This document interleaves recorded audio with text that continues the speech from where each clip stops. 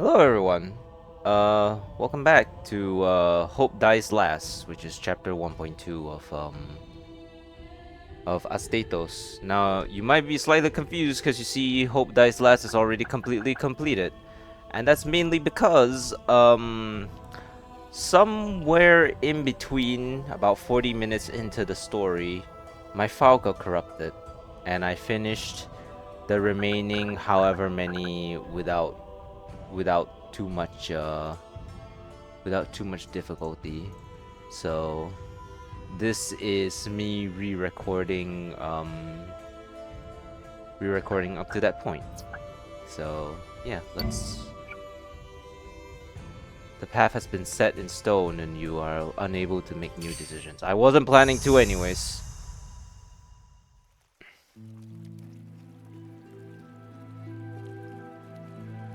Now, gentlemen, I have a rumor I wish to confirm. Is it true that Lord Crocos used magic to help the refugees before your arrival? That's correct. When I first arrived in the city, I found that magic was rarely practiced and even rarer taught. Obviously, such skills can be a great asset to defend the city. I do not mean to be impertinent, but I can tell you who and who cannot command the craft relatively quickly.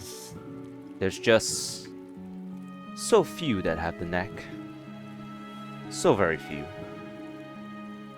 Very few, but not none. I have a different problem that I wish for you to solve. There are rumors of a hermit within the slums teaching children magic. But as the officials of the city are known to show a distaste towards magic of any kind, they've averted each and every search I've made to find them. Huh. A practicing school? So, Crown Mages, could you please visit this hermit? I suspect they will not hide away if a man like Crocos is there. If the people of this time want me to do them a great favor or two... Well, who am I to deny them my great... that's where I got it from. I shouldn't be so selfish. I will let the summoners make the call. I think we should check it out. Yeah, I think it sounds interesting. Thank you both.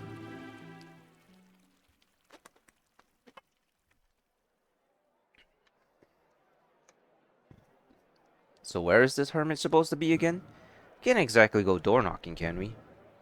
Well, the process of elimination is a sure bet to find them, eventually. But remember what the governor told us. The people in the city aren't exactly fond of magic. I doubt we'll get anything useful if we go around asking about mages. We don't even have a clue what this man looks like. So how about we sidestep all of that? Tell people we're looking for a wise old man. It's better than nothing. Let's start. Hey, wait. If we all go up to the door, it'll scare them off. Let me handle this.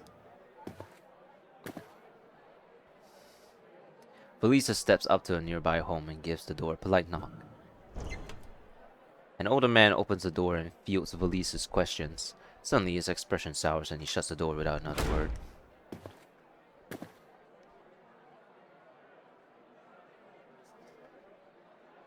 Well, can't say I'm surprised. Everything went smoothly until I asked if he knew any wise men in the area's age. Feels like I'm nothing but a pest. Well, it's my fault for letting you go alone. No, I offered to do it. Nothing you could have said would have changed that outcome. Maybe we're just thinking a little too hard about this. Even if he gave you an answer, there's no way we could know if it was the truth. And since the man shunned the topic entirely, I doubt that the other residents will tell us anything useful. But we can't go back without any leads.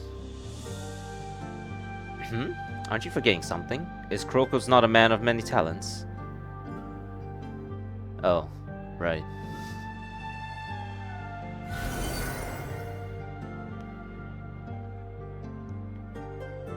I hear your call loud and clear. Seems you finally remembered to rely on me for once. Yes. Yeah, that's totally what happened. Of course we did. Bukaki thumps his chest and hops boastfully from one foot to the other as the crown mages try to ignore him. I can smell magic in the air. Huh? You can smell magic? Like the air after a thunderstorm, but thicker. So, great savant Crocos, looking for the abode of a magic teaching hermit. But you cannot find it? That is to be expected. Why did you expect it?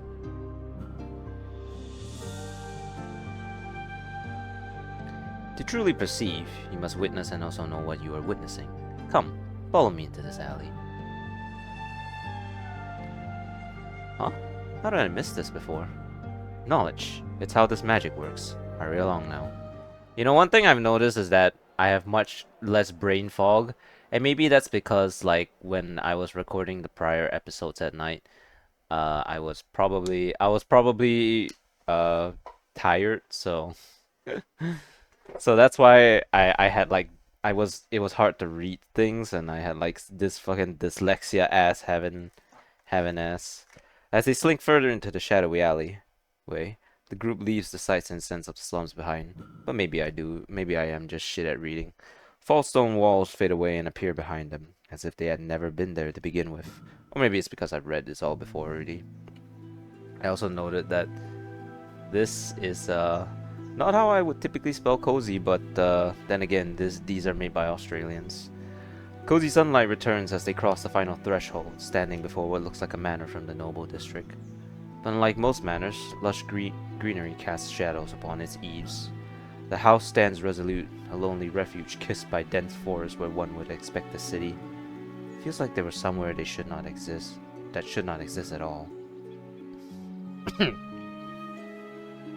I also ate curry before this, so my voice is probably slightly scratchier. Is this the right place? An abandoned house that's magically locked away. Fits the profile for a hermit, albeit a wealthy one. Who's there? Get back. The nearby bushes shake as a miasma of dark energy fires out. In a single effortless motion, Crocus gestures his paw in the air, reflecting the curse back where it came. What's going on? Crocus plunges into the greenery, letting out a yowl before yanking out a growling chow who struggled relentlessly in his paws. The boy reeks and had a feral look on him, with dirty patchwork pants and a severe expression in his eyes. Hey, Janice.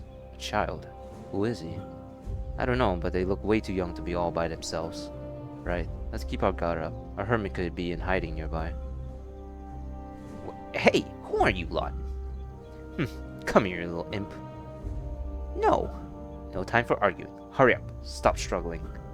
I reflected that curse back at you. Do you not know the triple rebound principle? Crocus steps forward and snatches a chow's paw before reciting a short incantation to remove the curse that was slowly singeing his fur. What are you doing? Huh? You feel more comfortable now, no? Yeah, I guess I do, mister. Your curse was a complete mess. All you did was throw out spells willy-nilly without thought. You may feel weak, nauseated, depressed, and dizzy from such a sudden flurry of ill-mixed spells. I lifted that botched curse of yours, but you will still feel it for some time. You better stay still and get a good rest. Wow, you can do magic, mister? Among other things. Mister, you're amazing. Didn't I just say not to exert yourself? Now let me go. The child tightly grasps Crocus' paws. His face is tired, but his gleaming eyes are fixated on Crocus. Hey, little fella, can you please let him go? Nuh-uh. What's the problem? Maybe he doesn't like you? I don't mind if he doesn't like me, kid. I don't mind if you don't like me, kid. I just need you to take me to see your mentor. I don't care about you, strange geezer. Geezer? I'm not even old. Not you two. But Vitus, you do look a lot more distinguished and mature. I'm the same age as you. And that guy's been dead for hundreds of years. They say looks can be deceiving. Saying that doesn't make me feel any better. Child, do you have a mentor?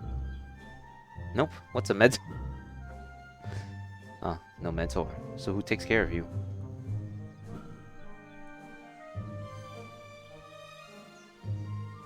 The child stops humming loudly, ignoring Valise's question. Are you listening to me? Hey, matey, can you do me a favor and help me out? Yeah, mateys.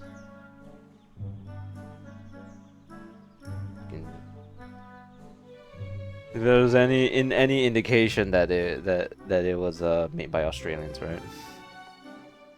Who are you weirdos? You come out of nowhere and the lions ask a bunch of rude questions. The kid called you rude. Ahem. We were sent here by the governor. My name is Vitus. This is Valises, and next to you is Krokos. We want to meet your teacher. You know, an adult, tall, bushy beard, maybe gray fur too. There's nobody like that. You can use whatever name you want. I don't live with any adult. Dummy.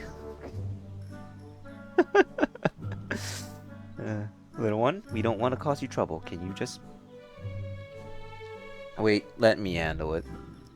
It will be a problem if he only listens to me, so to benefit of the lot of us, I will do what I must. Kroko stares straight into the child's eyes.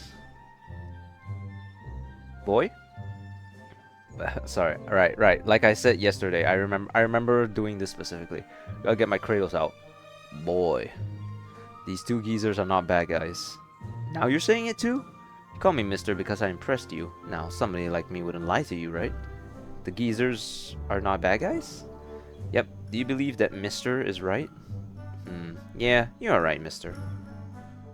So when they ask you something, you're going to answer it, okay? I see. I will answer them. Good. What's your name? My name is Janice. Okay, Janice. Then please answer their questions. But mister, I promise you, there really is no mentor. No adults at all. Does anyone take care of you? No, we don't need it. We can take care of ourselves. Yourselves? Yes, there are a lot of my friends here. Can you introduce them to us? Sure, follow me. So, what did you do to him? I merely planted a suggestion in his mind to help him accept you. I didn't force him to do anything. Don't worry.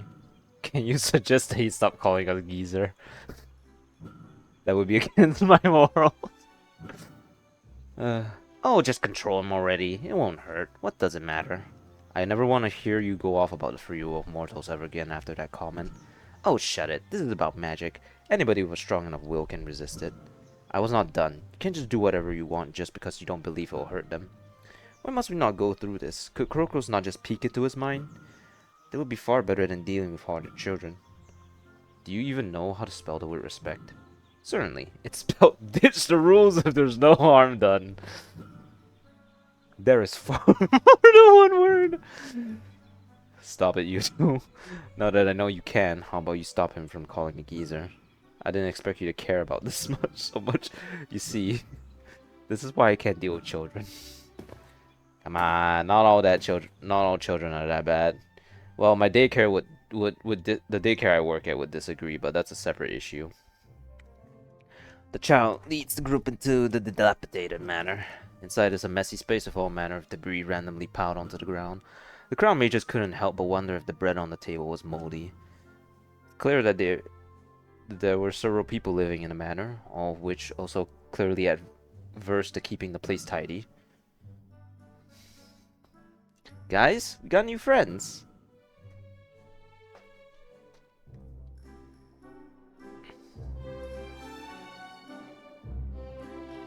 No sprites, you're just a bunch of them.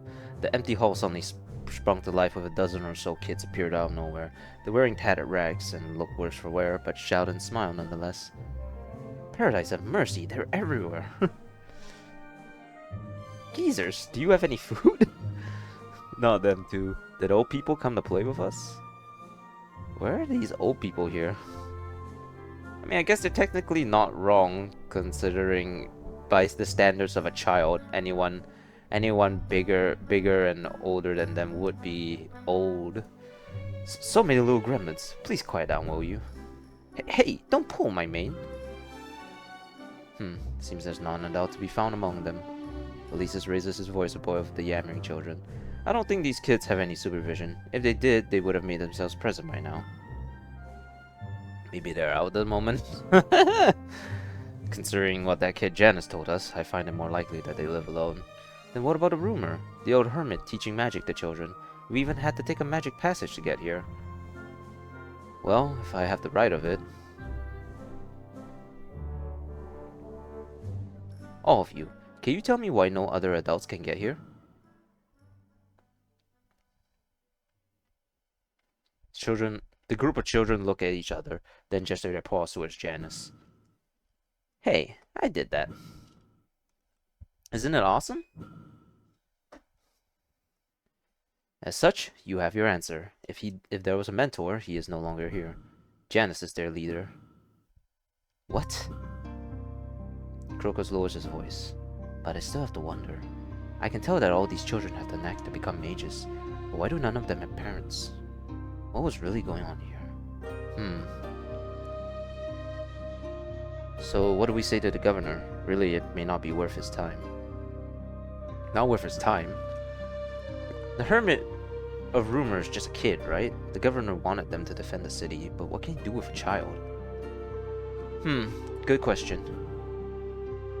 While I have no doubt that Janice can do magic, it doesn't change the fact that most of his friends look barely past the age of 7. Right, and without an adult, the governor can't achieve his goals. You really think so? The kid has the potential to be a talented mage one day. On that point alone, I can assure you.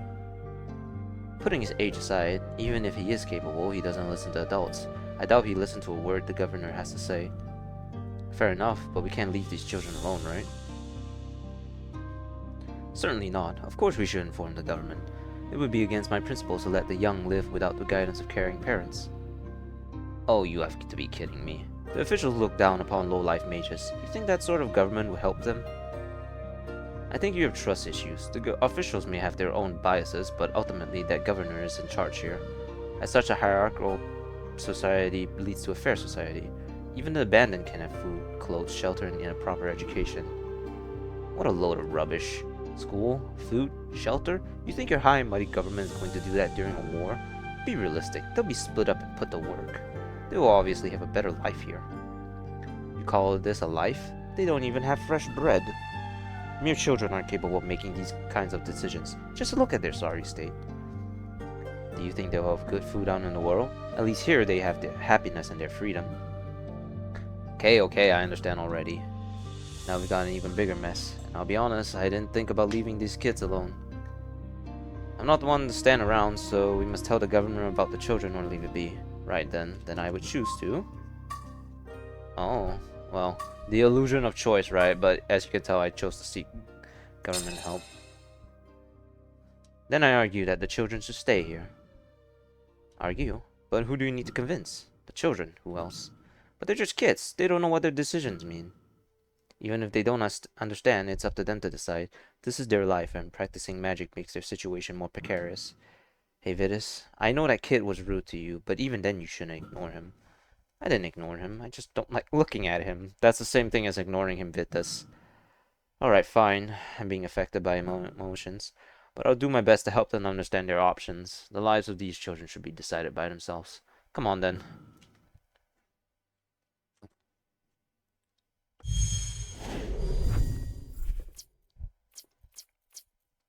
Well, I'll play the trial because I don't wanna skip the trial even if I have played it before already.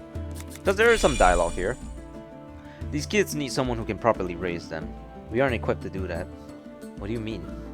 We practically raised one another, but we would have been clueless without our mentor's guidance. He was barely even present. Regardless, I think we turned out fine. We aren't here to talk about ourselves, Felicis.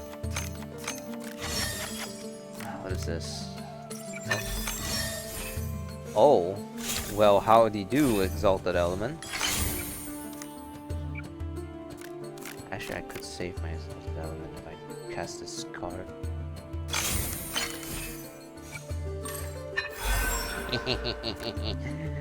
Eat shit. You're not gonna draw? You're not gonna play?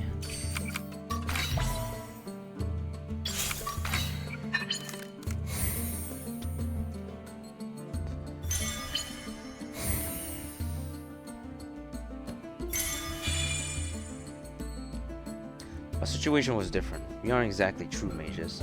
We can't accidentally blow somebody's finger off if we throw a tantrum now, can we? I know what you mean. But is it possible that you're viewing an asset as an hindrance?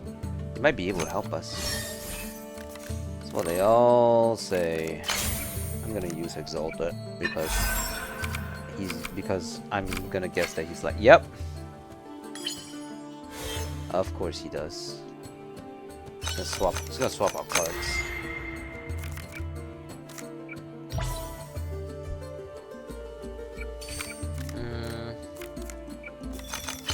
You get 3 spell cards and they all fucking suck, so.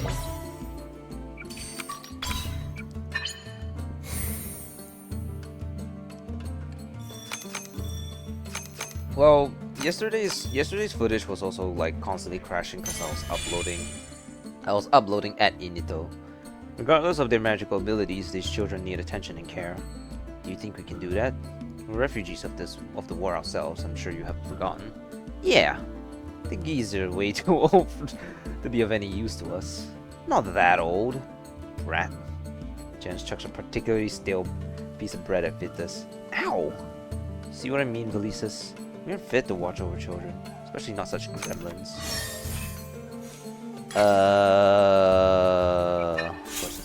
Oh, well.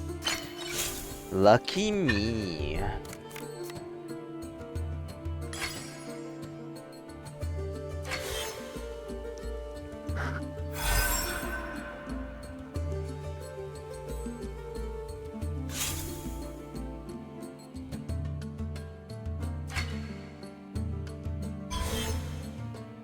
How dare you! I'll get you!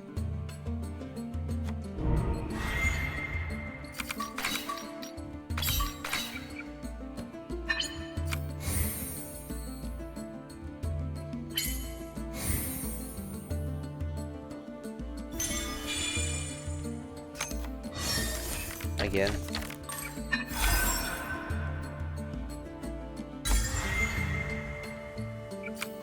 See, why can't I do that?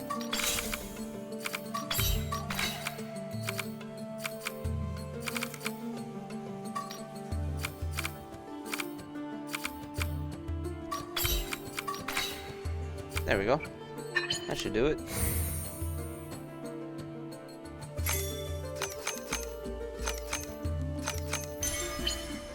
Well, I'm starting to see your point. Inexperience is no excuse for impatience. Hey, I thought you were supposed to be on my side here. You have it backwards, Crown Mage. It is your responsibility to persuade my stance accurately. Otherwise, you stand for Mukaki, even if you don't realize it. Sounds to me like the morals prefer my way of thinking. Those demiurgers are...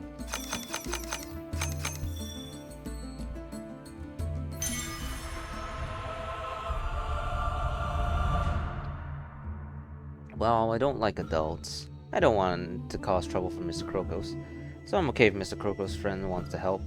In that case, I'm willing to concede. After all, I can't bear to watch the children torment you if we leave them to their own devices. Only I'm allowed to do that. I feel better for the children, but now I fear for myself. Cock and ball torture.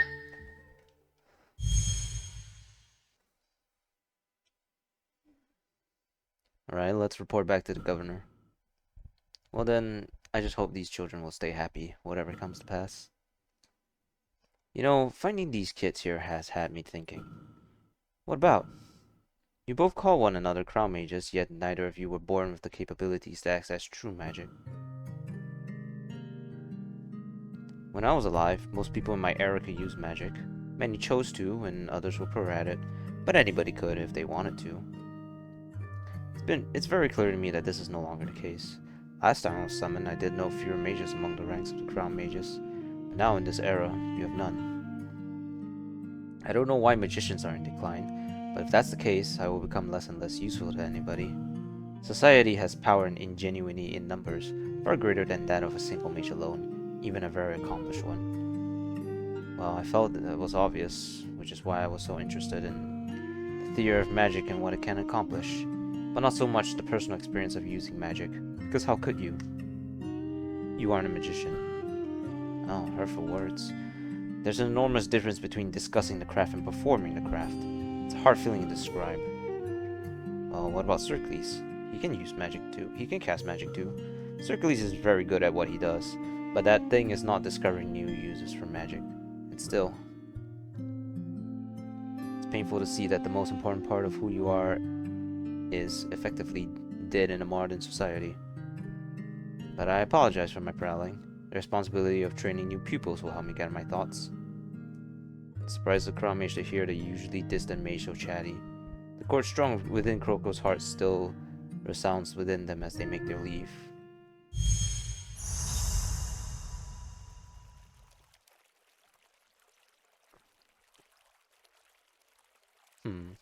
That was a group of small children gifted in magic, you say? It would be a poor taste to ask them to help defend the city. I, for one, hope they're taken care of. The people in this city seem less than fond of magic. I know this is a time of war. It's possible that people may unreasonably blame them if they find that out. I'll take care of this matter. It's appreciated.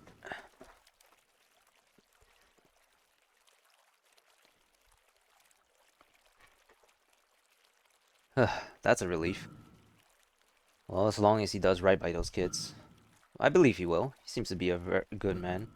I have no doubt, but you can't trust everyone you meet, no matter how good, or rather, well-intentioned they may seem. Yeah, I've heard this speech before. And how about we go see the kids again today? Thought you saw them as gremlins, but I wouldn't mind checking in on them.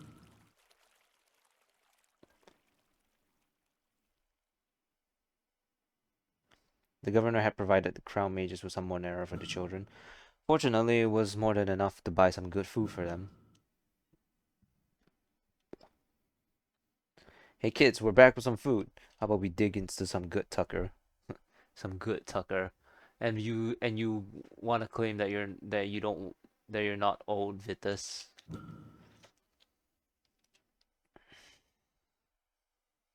Man, they must really dislike you. Huh? Where'd they go? No, that's not it. Come out, children. Elder brother Krokos is here to play with you. Yay!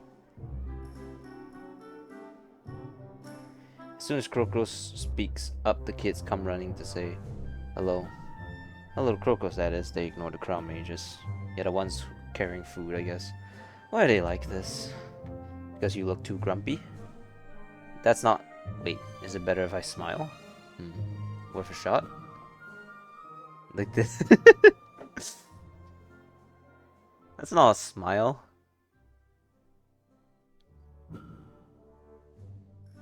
Don't let it get you down. I'm not exactly their favorite either. And aren't you the one always going on about being bad with kids? It's just how it is, demoralizing as it may be. True enough.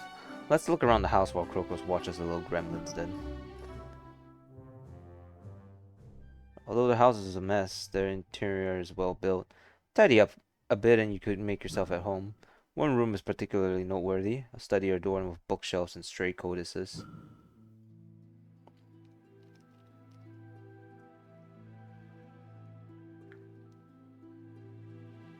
Ugh, smells rotten and musty in here. Now I get the feeling the previous owner of this mansion was also a mage of sorts. Same here. Wonder what happened to them. Maybe we can ask if the kids know anything about it. Anyways, this mansion seems livable despite the dust. Perfect even. Perfect for what? To have Krokos teach to get these kids to handle magic properly? Ah, like school? As we've learned, magic can be dangerous if you don't know how to handle it. Those kids seem to like Krokos. I don't think it's unreasonable to think he could mentor them. True enough, but what are you trying to do by teaching them magic? Well, Janice needs the help, but I haven't thought that far yet. Best case, they can help the city when they're older. If not, we still can't leave them like this. And have you told Krokos? No, not yet. If you're pitying me, I do not care for it. What? No, not at all.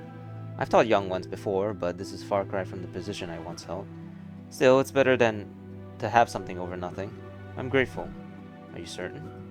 I was worried that teaching these orphans magic would be too much to ask from you. Krokos lets out a hearty laugh and turns away. Truly? These children are the only ones we know who can learn magic in this city, and besides, it's not like I have much else to do. Well, you could always use your talent to protect the city. I can, but in the end I am only one person. I'm not much of a deterrent to an entire army.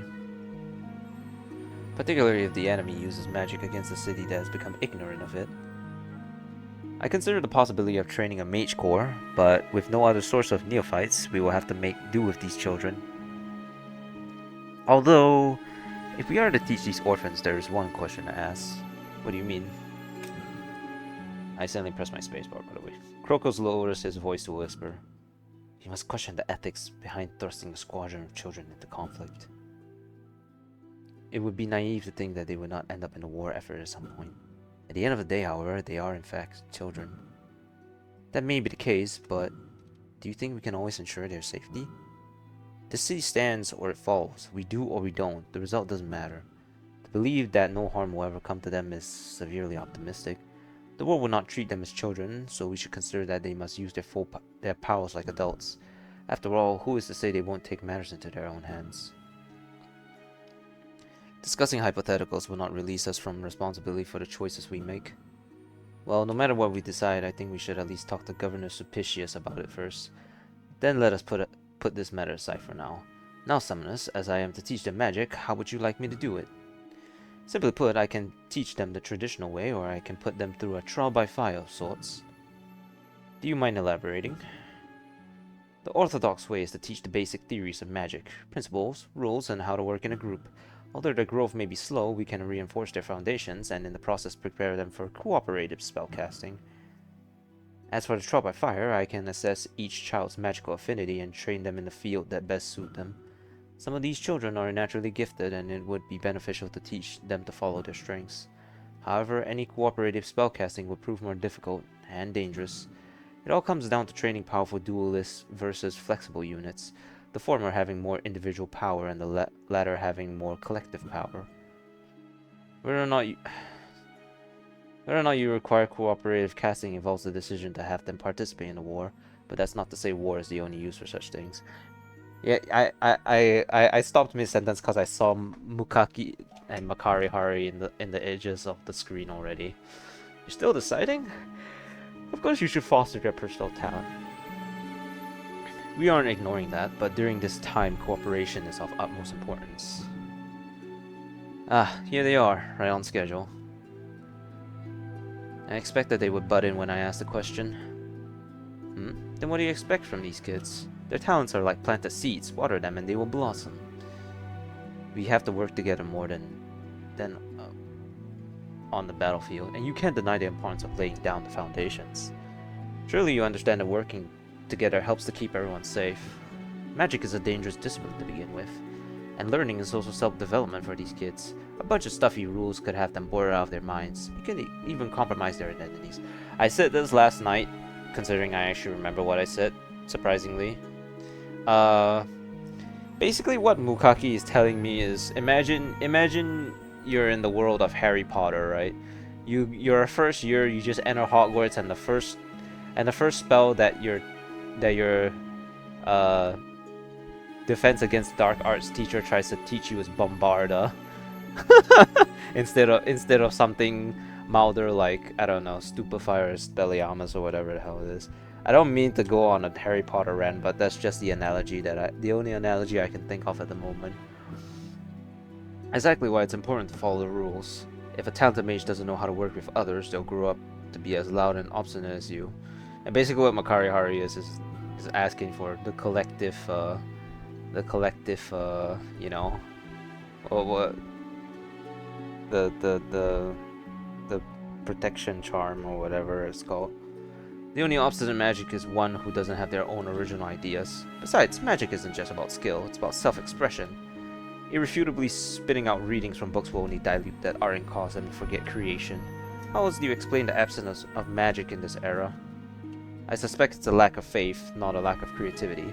Besides, have you ever seen a successful painter who's incapable of blending colors? Or have you seen an acclaimed poet who cannot write? Bolstering their foundations does not leave them bereft of inspiration. To follow rules does not mean you are no longer an individual. This is war, Mukaki, and adopting a robust approach is in the best children's interests. Alright, let's stop there. Much more and you'll be going off topic. In the end, we have two options on how to teach the children. I want to hear your thoughts, Vitus. Well, if I consider it. Teach it as a grouping. Is this where I stopped? Yes, it's where I stopped. I see. Then I'll let the kids know so they can choose to learn individually. And I'll convince them that they should learn as a group. The choice is theirs.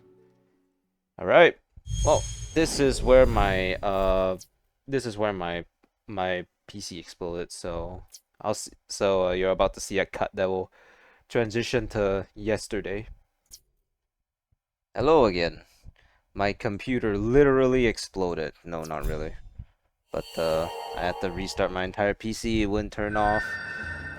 Do the little old set, hit the button, and then it explodes, and then here we are again. Vitus, magic at its pure entails a relationship of harmony with the world around us. Well, I can't cast magic, so I wouldn't know. That doesn't matter. Your memory of any connection with another person should do. I'm not sure what you mean. Surely you've helped someone in need before. I try to. Do you remember what it was like to help them? Perhaps you could hold what they couldn't, or perhaps they could see what you could not see. You complete a task together as a unified experience, not as an individual feat.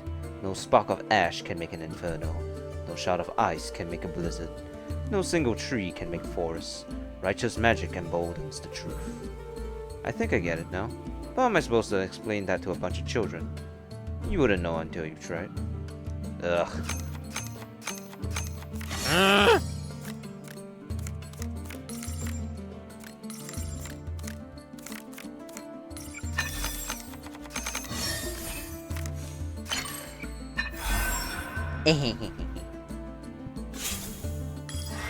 Of course you summon Janice the first fucking thing. Jesus, man.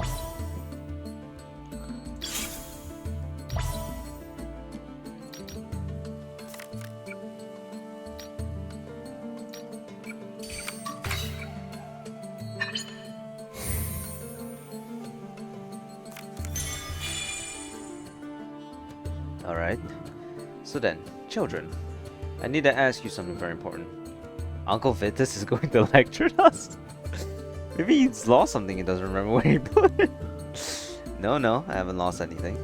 I need you to make a choice as a group. I make the choices for them. Well, no, not this time. Huh? What do you mean? Kid's got some fucking stones, give him that. All that for nothing. Alright, very well. Oh! Right into the palm of my hand.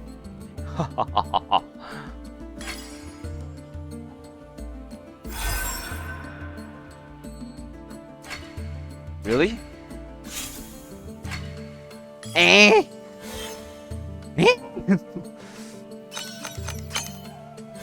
Oh, you have an exalted. No, you only have divine. Why do you only have divine favor? Oh my god, oh my god, oh my god.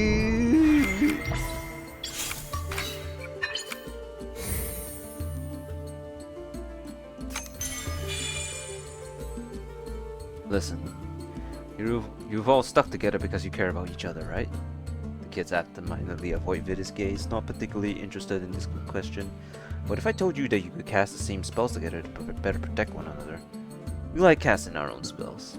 The other kids look confused. That's something you can do? Most certainly. The spell will be powerful and more stable if you all learn to cast together. Interesting. Well, thank God for Exalted Element, I suppose. Well, never mind. I will hold off on Exalted Element. Aye! Get that. Take this as well. You fucking bitch.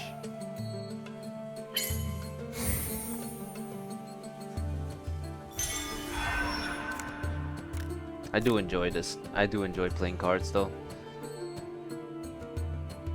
You know, outside of all the fucking, you know, exploding of my PC. It's quite enjoyable.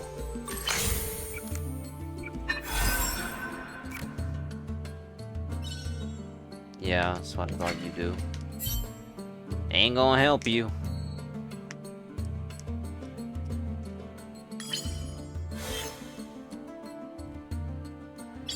Oh no, one energy. What will I do?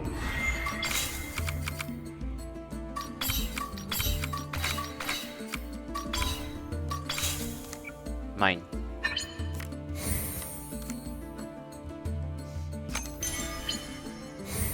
I don't know what it's like to play against actual players, but typically when I'm playing against the bot for like my dailies and whatever, I typically don't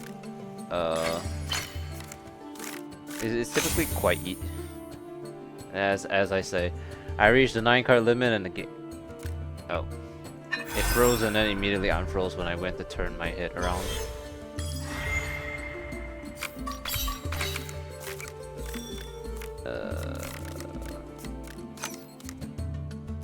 I have more than one exalted element, holy shit. Look at that. Look at that. Mine. I'm just so fucking spiteful. The kids huddle and start whispering. I kinda like the old geezer side. What if you wanted to cast a spell that the others couldn't? What if you had unique talents that you could only practice by yourselves? I think we could do anything we want. I don't have any talents, but perhaps you could if you practice. And what if something dangerous happens to you tomorrow? Wouldn't you like to protect each other quicker? Danger? Are we going to be in danger, sir? Well, well, now what do I say? The truth. Yes, the truth. Well, we're at war. You're already in danger as we speak. We all are. Kids watch Vidas begin to waver. Then they all start laughing. Now what's so funny? They're laughing because we know we've never been safe. You're so sensitive, geezer. Hey, well, whatever you want.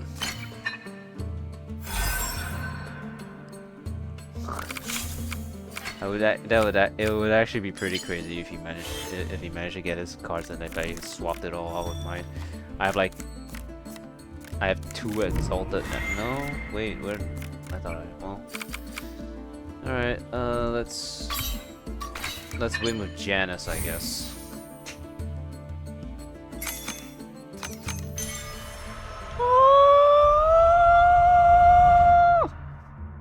I think you're right. The easier a spell is to cast, the better we'll be able to do stuff as a group. I can learn how to stuff on my own. And is this fine with the rest of you too? The kids cheer in unison. Well, I guess that settles it. You're victorious once again. We will all... The kids are all chanting, sensitive geezers knows best. Emor is more than all. But at what cost? Story heroes, yep. They're called story heroes because they're not part of any they're not playable outside of the story. Because quite frankly some of their abilities are quite broken. They're not prepared for the class and the basics of proper magic. If I can have them cooperate, perhaps they can be far more useful than you expect. The Devil's Son. After the discussion, Crocus remained behind at the mansion to teach the children. Upon learning of the situation, Sulpicius said he would not consider requesting help from the children until they were fluent in magic. And as such, things progressed smoothly until today. Felicis rushed into the tavern, chest heaving and tail twitching erratically. The kids are in trouble. Huh? Wait, calm down before you kill over. What happened? That's all I know. You can hear the details from the governor himself. Sulpicius, is he with you? Sorry for the sudden entrance, gentlemen. Have you heard from the arcane children recently? Arcane children? No, I have not. Well, it is possible that this is unrelated to the plight of the young pupils, but I think it's far more likely than it is. The refugee camps speak rumors of the Devil's Son running amok. What? I have no children. Shut up, they're not talking about you. The Devil's Son? What in paradise is that meant to mean? I've yet to see them with my own eyes, but the rumors tell of demons scampering about, one with large heads, twisted faces, and childlike figures. The sightings are frequent, might I add, and with them come many odd occurrences. As such, my primary concern is whether this has anything to do with the children you lot found. I don't suppose it is too much to ask you to help me find out. No problem at all. Then I will count on you.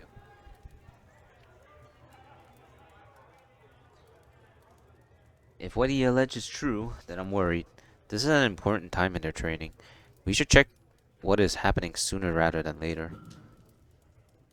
Have you spoken with the governor recently? Yes. I've visited him frequently to report the progress of our work. Wait, did I lose audio? Hold on.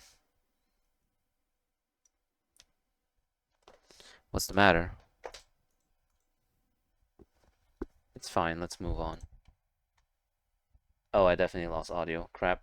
So it seems that this so-called Devil's Son haunts the refugee camp. But where are they going? According to the rumors the governor told me, I think I know where to look.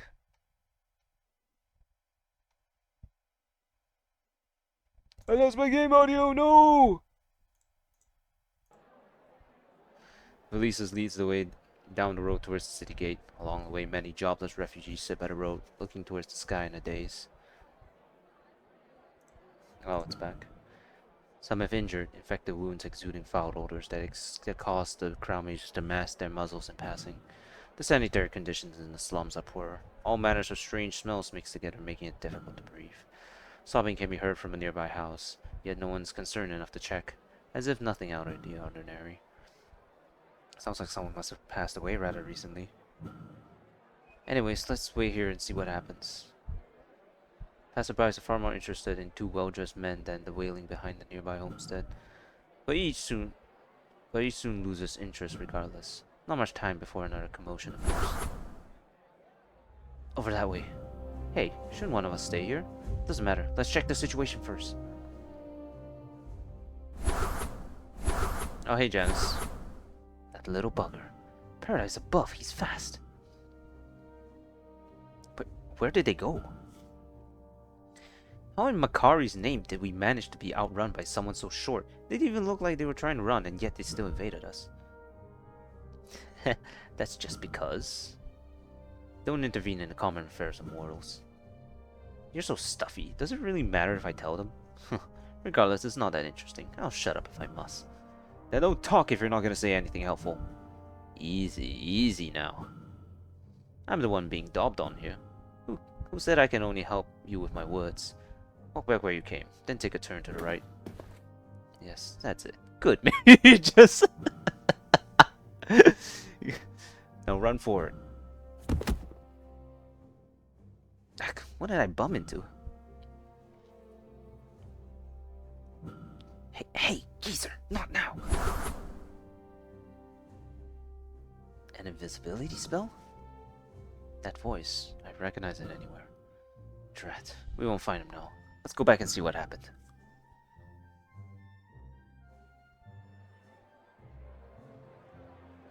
So what happened here? I'll scout around and ask.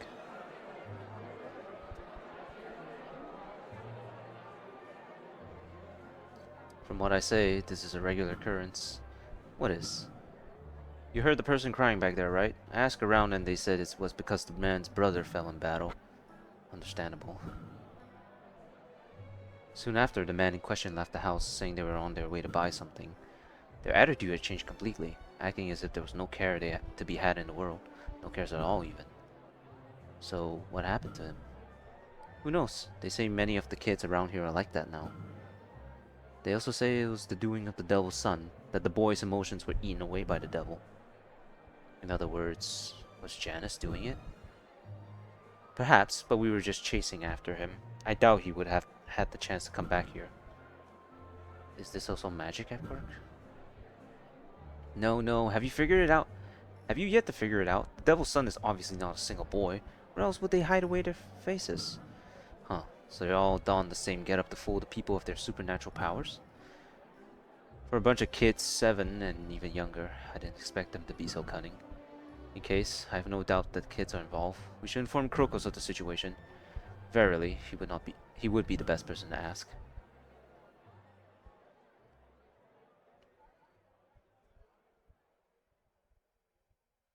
Krokos, you here?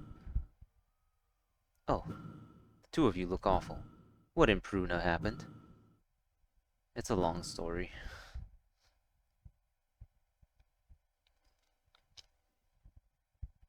Apart from their sturdy study hours, I have not seen hair nor tail of the children. Is this what they've been up to?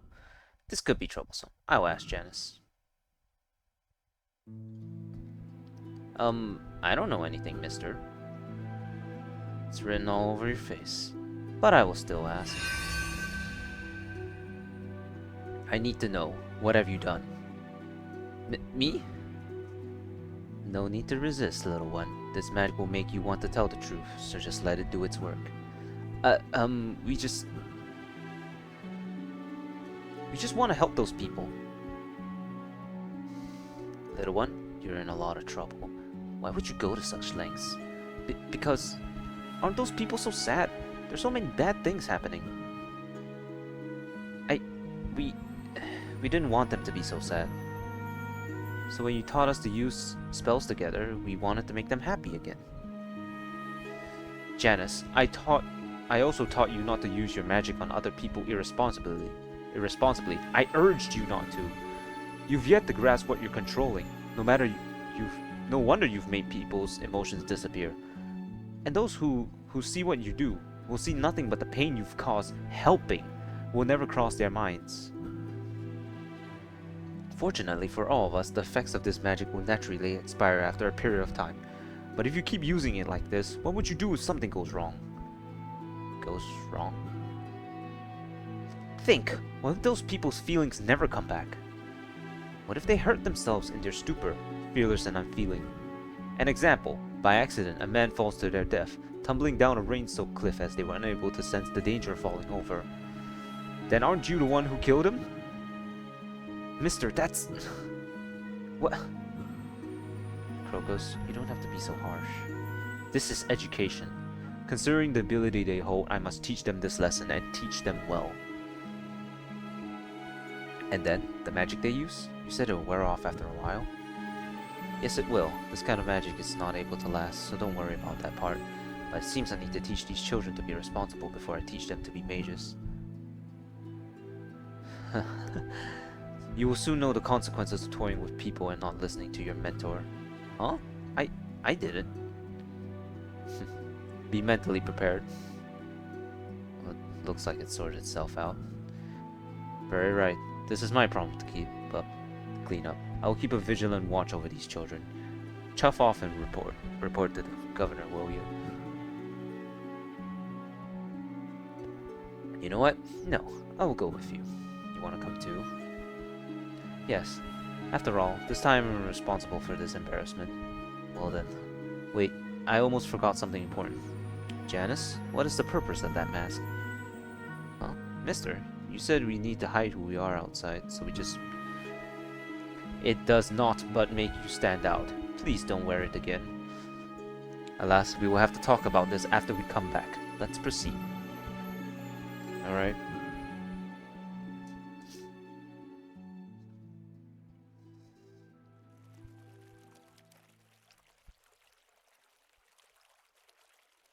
So, those children really were the culprit behind the rumors.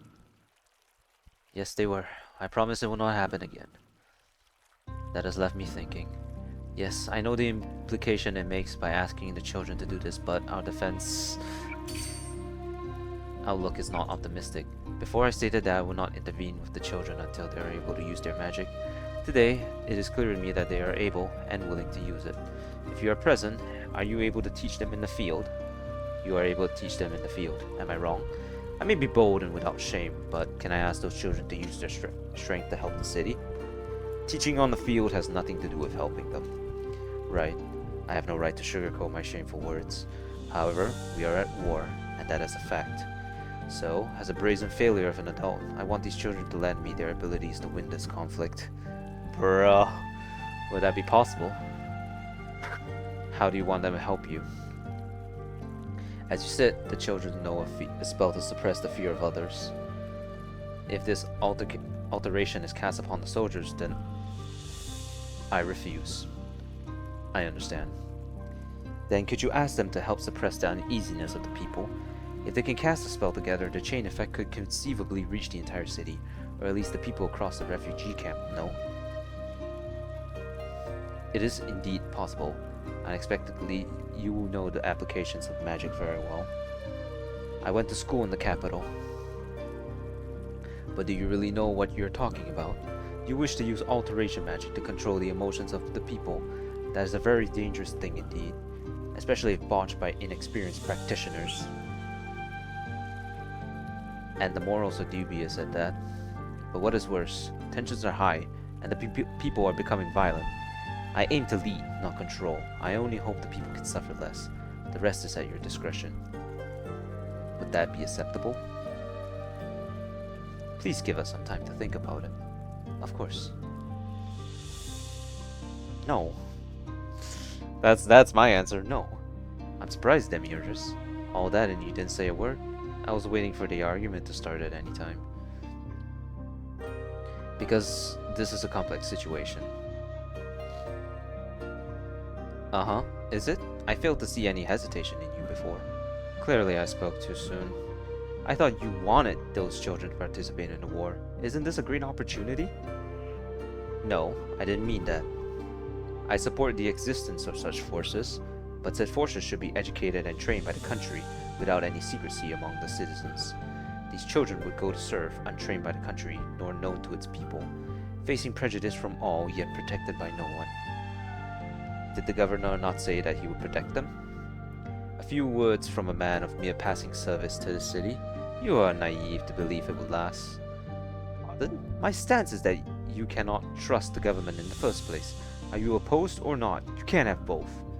I don't believe this is the right time. Besides, they're still children, too fragile in every respect. Are they so fragile? Even the small can be strong. Really? You seem to be against this matter as well. Not at all. The only thing I don't like is the children become gears in a machine for war. But those kids, they can take control of their own destiny. Understand this. If you want to show the people of the city that mages are good, now is the time. If they hide away forever, they will never escape being excluded from the world. If they put themselves out there, they will be used and cast aside once the country has no use of them. It is the responsibility of adults to protect children. So even if children have a chance to alter their fate, they must still hide in the shadow of some adults and be protected? What sophistry? What sophistry? Does the taller have the power to go against their fate? Of course they do, yeah. Oh my god. Yeah. Sure, Bukaki, sure. What? Yeah, exactly. Just because you're old doesn't mean you're wise. It doesn't mean you know the consequences of the decisions you make. There are too many people in the world who want to do good things but eventually just harm everyone. A child and an adult are not equally capable. You oaf, you jester, you entire circus. Of course you can't put them on the same level. No matter how old you are, you don't know the future. You don't know what your actions will do. But you still carry on making decisions nonetheless. Everyone should be responsible for their own destiny. It has nothing to do with age. No, you are distorting the subject. This has nothing to do with age, it's about knowledge and experience. We must all face retribution, but adults have greater agency to make those decisions, right or wrong. To tell an infant to feed themselves because their destiny is their own is just negligence. It is our duty to take responsibility, to nurture, and teach agency to those younger than us. Evading that is nothing but cruel. Suppose someone is more capable than you. Do you surrender your fate into their hands? Of course, that is the only way to achieve order and peace. How perfect! If so, you should listen to me now. You went wrong. You should be listening to me. Stop, you two. I get it, you both made your points painfully clear, but you two don't get to make this decision. Their destiny is to be chosen by Krokos and the kids after we give them their options. In other words, time for us to have a go at each other, eh? What will you choose? Well, I put forth... Hell no, don't touch those kids. Then I'll go get our children. Sure thing, Felicis. Convince the children to decline the governor.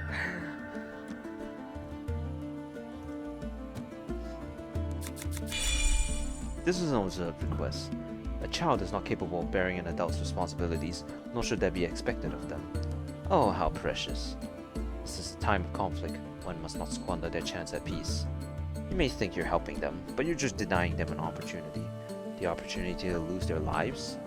Opportunity for acceptance. If they use their abilities to turn the tide of war, they'll be heroes. Only cowards openly disrespect veterans in society, especially not nobility. This is their best chance to take charge of their own destinies. If their destiny is an early grave, you mean, or a life of nightmares. Not everyone is as soft as you think. I'd rather see what the children have to say about this. I couldn't agree more.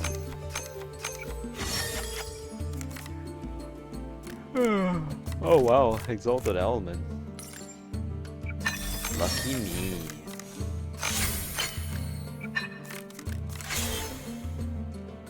My motherfucker plays exalted element too. Like,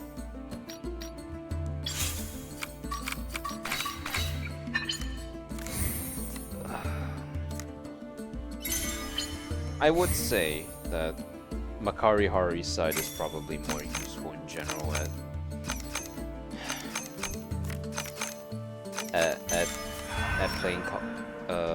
playing spells due to the innate ability to well, motherfucker played Sulpicius, really? Alright, kids. If you want to go with the governor, people will likely recognize you as heroes. Or you can choose to keep hiding and live as you have lived. But we like hiding. Yeah, hiding is fun. But don't you think it'll be hard to hide if you suddenly let your guard down? What do you mean? We found you already, didn't we? That is a problem, isn't it? If you want to be a self-respecting practitioner, yes.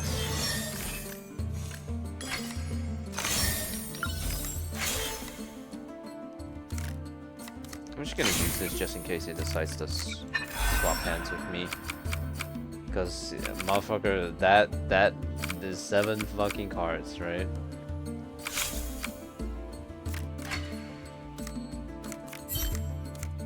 I fucking knew it. You bitch.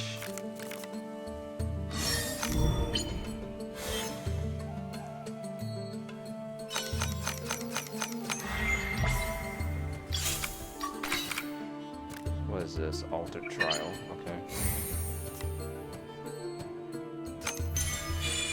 Also, I don't know why, but I'll talk about it later. If you want to get better at hiding, practicing would help. Then let's practice right now. You wouldn't find us this time, old geezer. I'm not old. Then prove it. Try and convince us by finding us. Does this seem like a bad idea? Well, lucky me, I got Exalted Element. No, but I noticed that I, for some reason, decided to just to record in 1280 by 720p for this game, and this is such a and since I'm recording, there's literally no reason for me to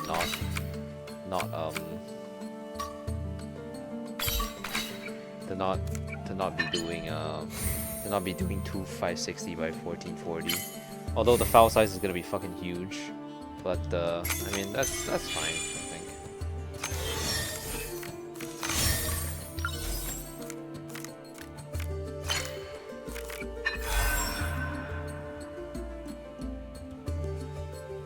The vendor side goes first. You gonna actually do something? Oh. Yay. Let's see.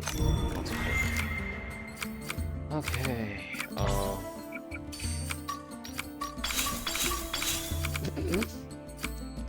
That'll do.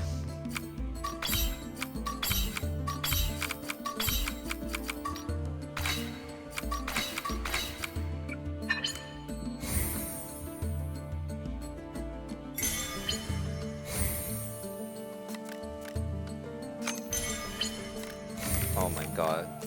Oops all spells. Come find us, Mr. Lion. If we do this forever, then we'll gonna be really good at it. I'm starting not to mind never seeing them again. Just remember, Vitus, what's most important is that they stay safe during this conflict. Oh, right, I forgot about this. To the deck. To the top of the deck. And then this gets placed. Because this is the top of the deck, so... What are you gonna do in in this situation? Oh, well, I guess the bot would be programmed to take back Makari Hari's first, or Mukaki. Seems like they always take back their demiurge first. Look at all my fucking oops all spells. Got ya. Ah, not bad for somebody who doesn't know a bit of magic, huh? I suppose. Embarrassed, little fella? No. Well, perhaps you should be. I couldn't imagine myself being unable to hide from an ordinary person. Oh, I suppose we do need more practice more. Sorry, Mr. Valises, but we're staying here. I understand, Janice. Yeah!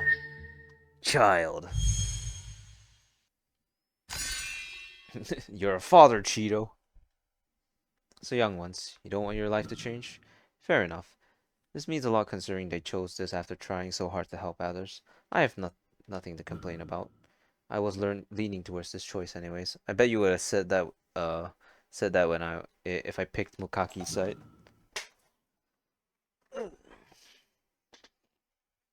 Hmm. Are you alright, Vitus? It's just there's always this strange smell in this house. Like the air before it rains? A bit. But if you can't smell it, perhaps I'm imagining it. I don't know. How good is a dragon's sense of smell? I imagine it would be better than a lion. Are you two alright? Yes, we're fine.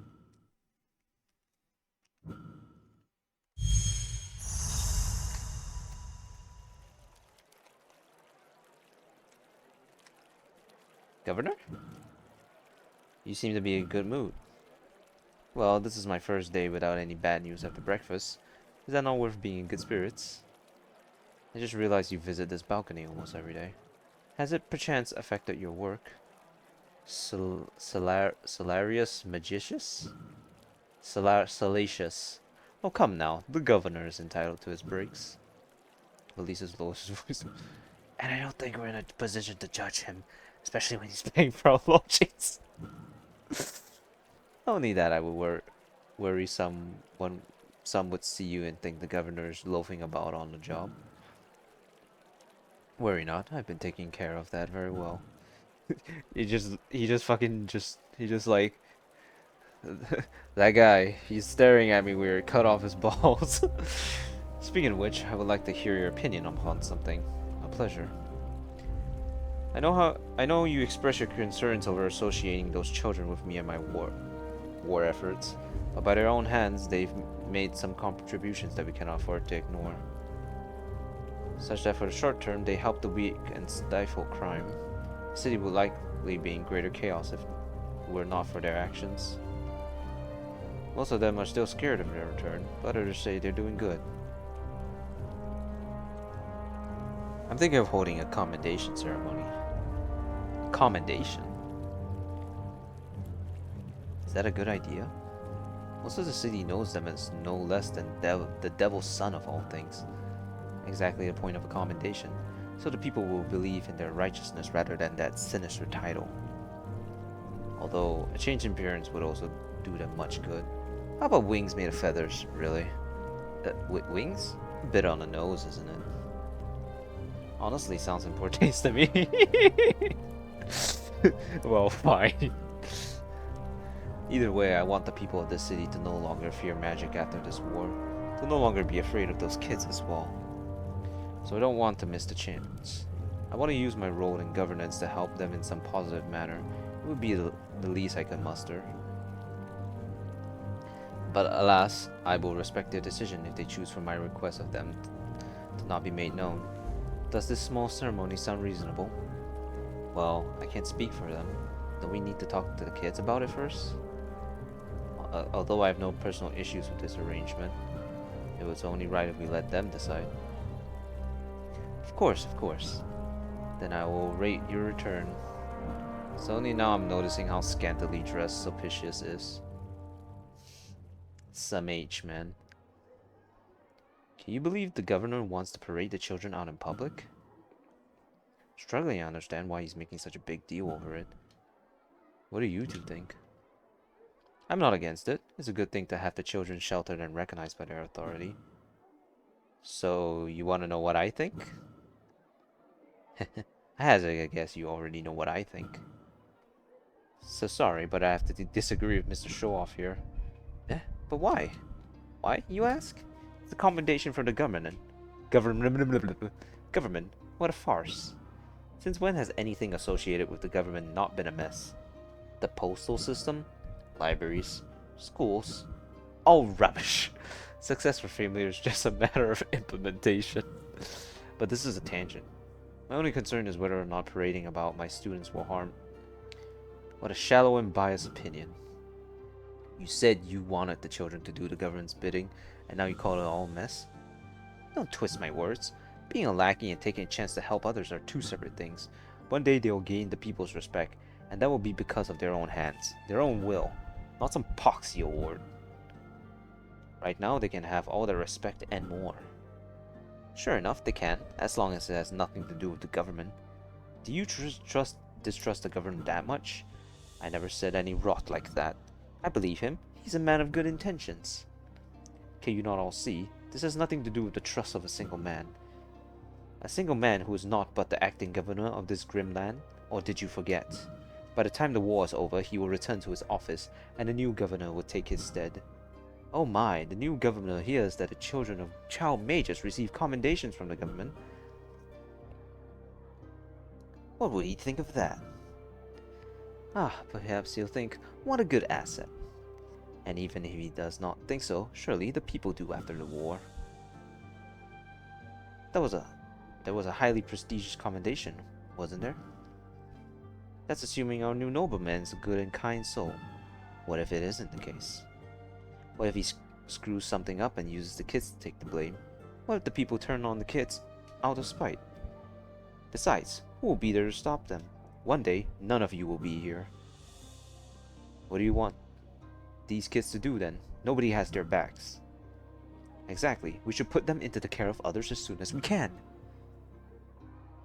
You mean exploited by others, no? What if their magic was used to punish dissidents? Or even oppress the people? Such things should be expected. This is why you don't give yourself to others in the first place. Then what brilliant plan do you have to make the people accept them? Irinopolis was... it came to my mind. Sorry. Brighter. Irinopolis wasn't built in a day. Same goes for their reputation. As long as these kids show that they can do good for the people, those people will trust them back. Trust is what builds true characters in the hearts of others. Your overzealous words are nothing but misguided optimism. True, the next government may be corrupt. They may even be utterly useless, in fact. Some chance of failure and you turn tail at the opportunity afforded by the here and now. First off, I say it's a bad opportunity, and second, it's because most governors are a crock of shite. You can really tell it's the Australians made this game. Hundreds of years and nobles are worse than ever before. Trust in their faculties at your own peril. Why are you so pessimistic? True, officials are rarely trusted by all their people, and it's also true that people think them incompetent. But both you and I know how far a lay person's prejudice can differ from the truth, and even if all you said were to come to pass...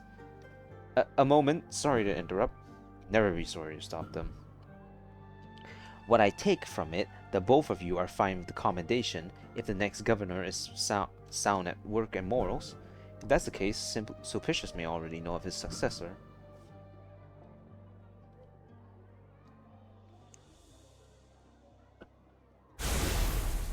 No, it's a matter of principle. Oh, this again. You cannot trust the seat of power, no matter if a good man sits on it. Only the foolhardy or daft trust in the government, a power which cannot and will never be proven trustworthy. What complete and utter nonsense. If you lack trust in everyone, then this conversation is meaningless. People make a government to do together what they cannot alone, with structure and efficiency. Such things are built so the will of a single official can manipulate nothing. People's trust is in the knowledge that they have the power to prevent their officials from harming the people's interests, even when they hold no such power themselves. together with trust, the people are rocks against the storm of tyranny. With nothing to trust in, they would be naught but sand to be washed away. In the here and now, the government is trying to convince the people to accept magic once again.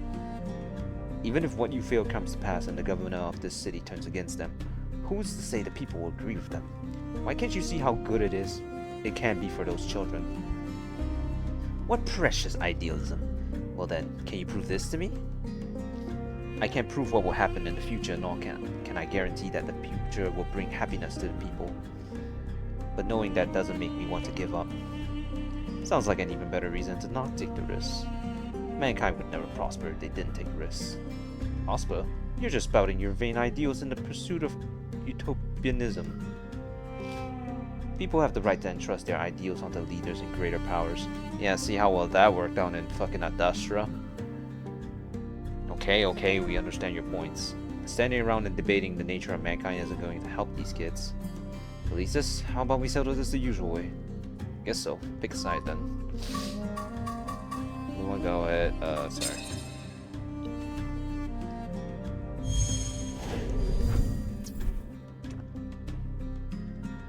Look, man, like, kids in war? Absolutely not. No matter what, alright?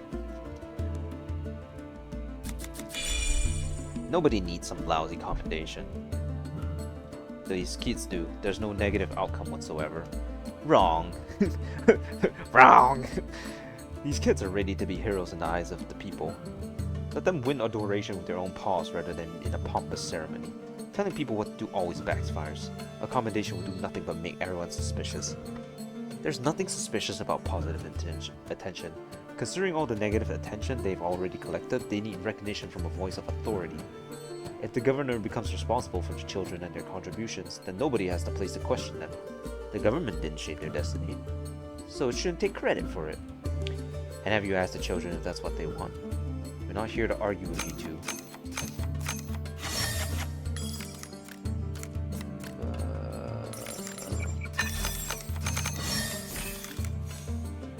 The fact that I threw away one green and got another green only to get the double whammy is honestly very impressive. I swear, if you put her Klaus out, I swear, if I see you,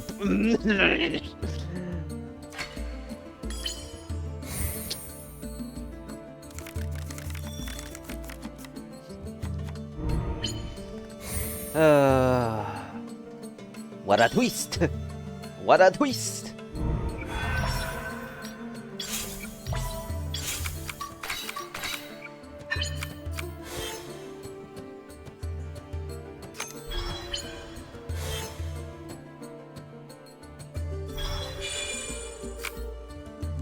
Commendation. I'll tell you what I think. This city, a lot of people are hurt, and a lot of people do bad things. Why do they want to help us when they won't help each other? Because some of those adults are selfish people. I don't care about those adults. Me and my friends are better than them. Way, way better. Little one.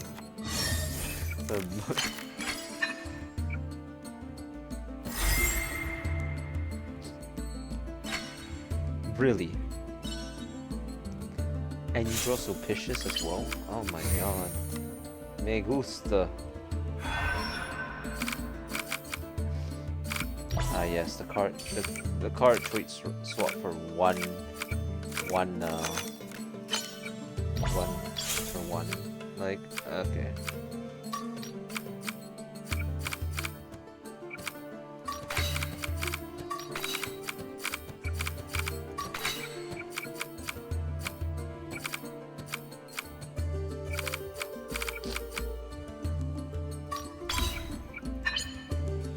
Sure, I guess. Oh, well, how about that? Ultra Trout and Divine Favor. What do you think about all this, Krokos? In all honesty, I don't think either choice matters much. It's hard to keep a practitioner teetered to the whims of another for so long. Practicality always comes first, doesn't it? So you think my choice was practical here? I do. For a magician, the wilderness and the streets are as much of a home as any place of study. They've survived this long on their own, haven't they? Though I suspect if something happens to Janice, they might be in trouble. Both paths forwards present their own dangers. I don't think you chose the wrong one. Thanks for the confidence boost. No problem. I can see that you need it. Thanks, I think. Oh. And now he has three energy to fuck me over. Fantastic. And he stole Circles as well. Oh.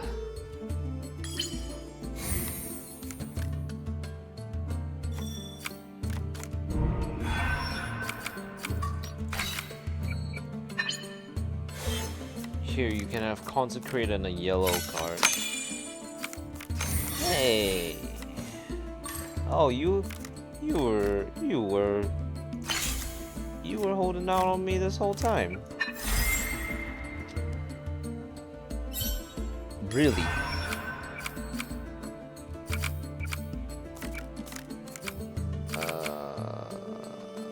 Well, you don't really have any cards, but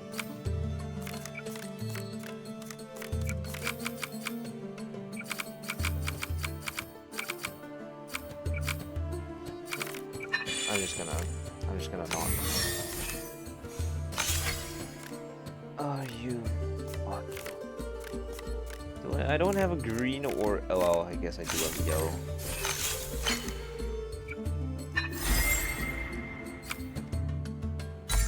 Disparity.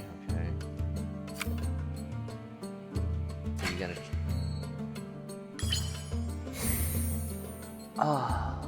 Oh.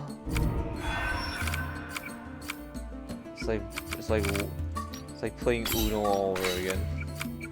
I've never even played Uno.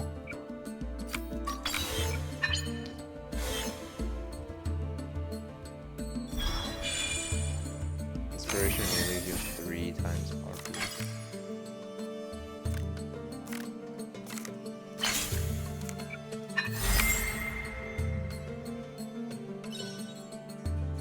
Really? Don't you dare.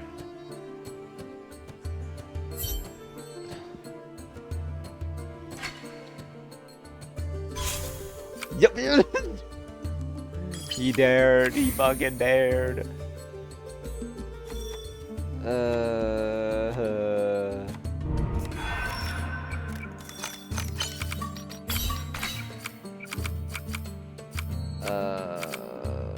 Give me this, man.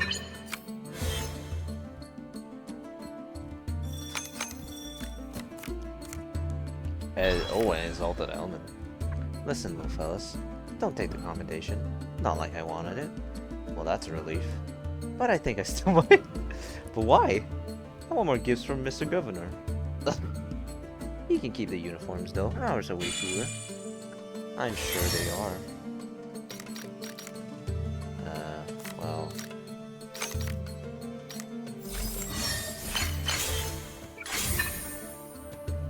He had an exalted element as well. Oh my god. Can he win in the turn? Oh, and he took what a bitch. Well, I think I win anyways. Yeah, okay. 7 rounds, by the way. Do you really want someone like me telling you what you can do and can't do forever? No. Then don't take the commendation. You've taken care of each other this long, haven't you? Figure out your own path.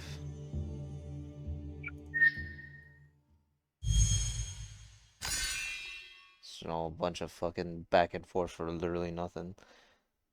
Seems they would rather not deal with all the attention. I'm not surprised. These children are more thrifty than showy.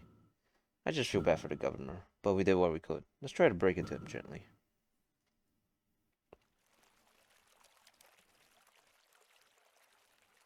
They don't want a commendation. Yes, I know it's a pity. No, it's entirely sensible. Truly, I wouldn't have any control over the situation after I leave this council, and I would feel responsible for if my successor were to use them for less noble deeds. I'm relieved to hear you understand. But I believe I would like to thank them in person. Will you be able to arrange a meeting between us? A meeting with the kids? I mean, of course we can do that, but they don't exactly play by the rules. I hope you don't mind if they come across as rude. No worry, I can simply act like a big brother to them. They're more likely to start calling you an old codger. I can leave with that.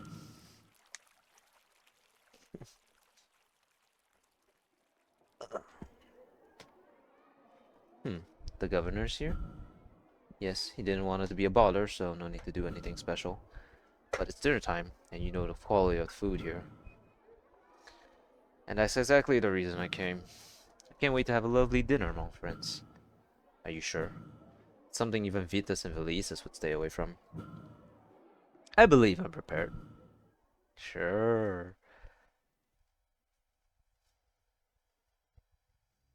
Despite the appearance of the governor himself, the children are surprisingly quiet at the dinner table that night. Although their defiant silence doesn't grant them any proper table manners, the kids noisily wolf down their meals, making things awkward for the adults who sit and eat in silence. I mean, shit, can you blame them? I have to say that the food is much better than I expected. Admittedly, I was worried the kids were without good food, but it seems that there's plenty to go around. Even though we did not accept to help you, I've still managed to keep the children away from starvation. But I'm surprised you were able to stomach this black loaf. I think there might even be worms in it. You live but once, a little extra protein.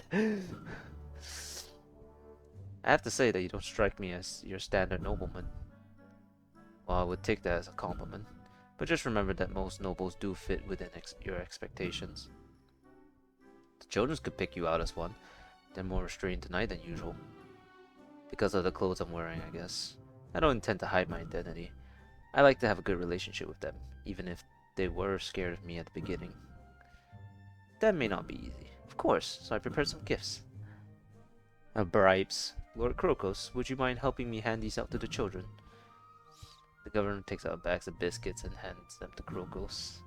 Shortly, each of the children receives a handful of honey oat biscuits, a surprise to them as sugar and baked goods are a rare luxury among the poor.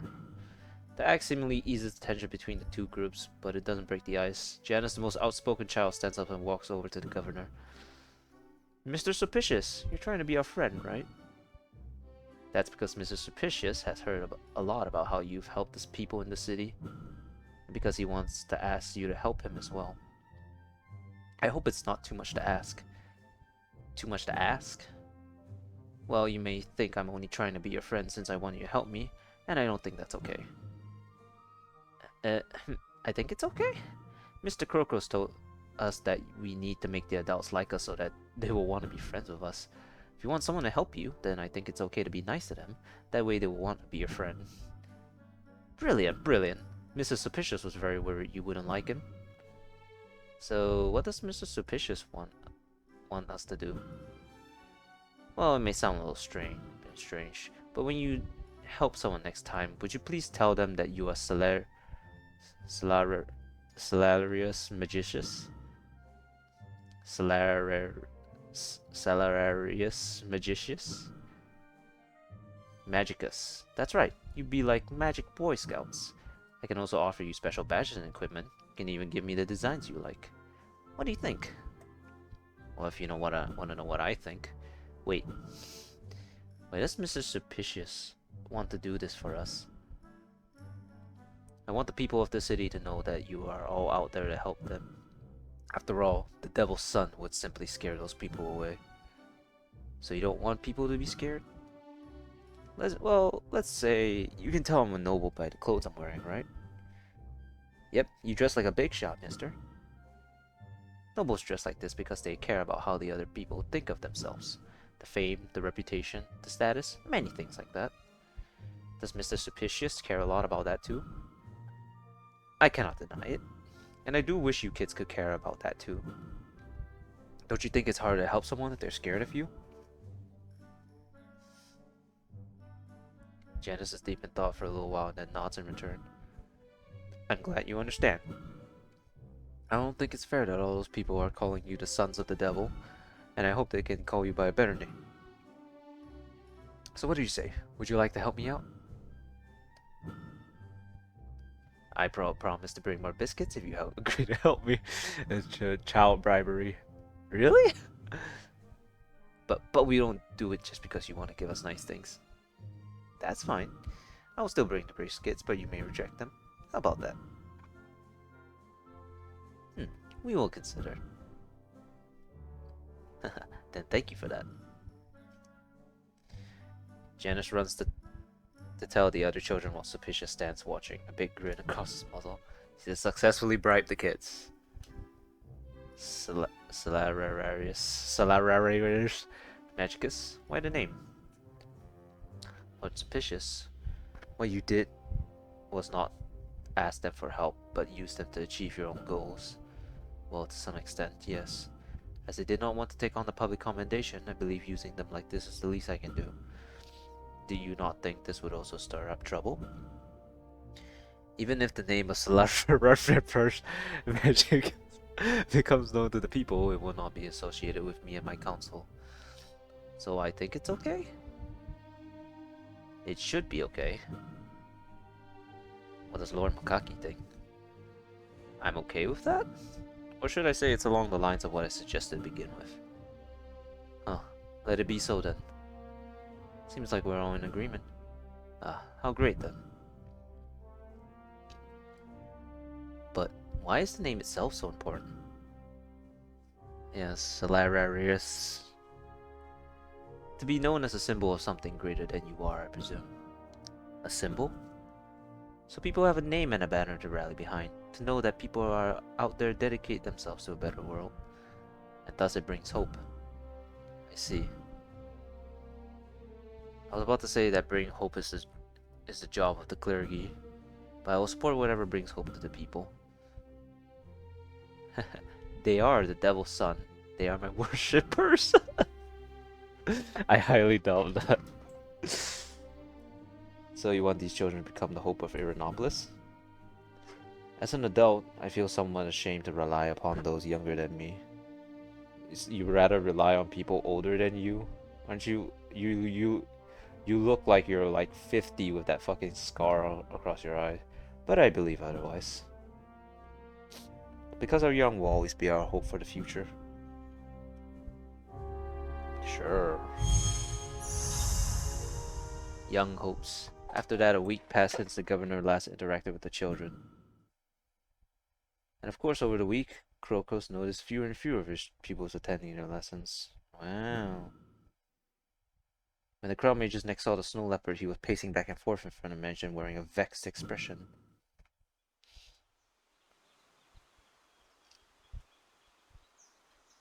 Krokos? Why aren't you inside of the house? Because Janice put a charm to keep me out. But it won't keep me out for long. I don't know what's gone into that boy. He's always coming up with the antics. Is this really out of the ordinary? Of course, he's fond of pranks, but he's never done anything out of spite before. Well, you know, remember back to the first time we met him? When we asked the kids why nobody could find the house, they all pointed to Janice. Certainly, the boy is a natural leader. And then the rumors, the ones about an old sage teaching the children magic, except we never found one. But Felicis, Janice was the first to tell us that person didn't exist. Tell me, Krokos, did you ever look into the boy's memories? Of course I didn't. Perhaps you should have. Yeah, you tell. Or perhaps you're jumping to conclusions.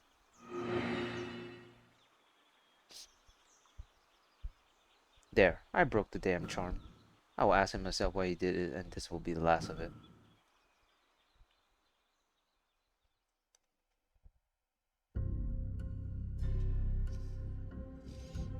There's an eerie sort of stillness to the house. The tables are cleaner than anybody had ever seen them. They're not here. But I feel something. Krokos holds up his paw and pinches his digits, like he's turning an invisible page. Sparkling blue text hovers in the air. Goodbye, Mr. Krokos. It was fun at first, and we learned a lot, but we're going to do things our own way from now on. We have a home to protect after all. This entire city. We're sorry it didn't work out, Mr. Krokos. Yeah. But we're not so... Yeah, okay. They hear a sharp crack before a chunk of wood in the ceiling dislodges itself, distorting as it crumples and falls onto the table. But what they see wasn't timber or plaster. It's the rotting corpse of an old-looking man. Nice. And there's our sage. What? Was that what I've been smelling this whole time? See? This is exactly why you should always read somebody's mind if you have the power to do so. Disgusting. We're not talking about this. Crocus leans over the body, covering his muzzle as his eyes widen. An occlusion charm, a successful transmutation, and a levitation spell. If Janus could do all of these things before I taught him anything, what will he and the rest of my pupils, well, ex-pupils, what would they do with that knowledge now? Is this my reward for trying to involve myself in the modern era? Or is this another punishment that I deserve? I need to be alone. Wait! Let him go. The magician exits the mansion, slamming the door behind him. I think we should have seen this coming. And I think deep down, Crocus knew he would have to face this possibility one day. Somebody had to bring together a bunch of children with an incredibly rare talent in the first place. If they were stolen from their families, they might not even really be orphans. And if they hid the body rather than burying it, well, that just raises more concerns about everything, doesn't it? Well, maybe the codger deserved it. If that's the case, good for them. Tactless as always. Who knows how many secrets died with this man?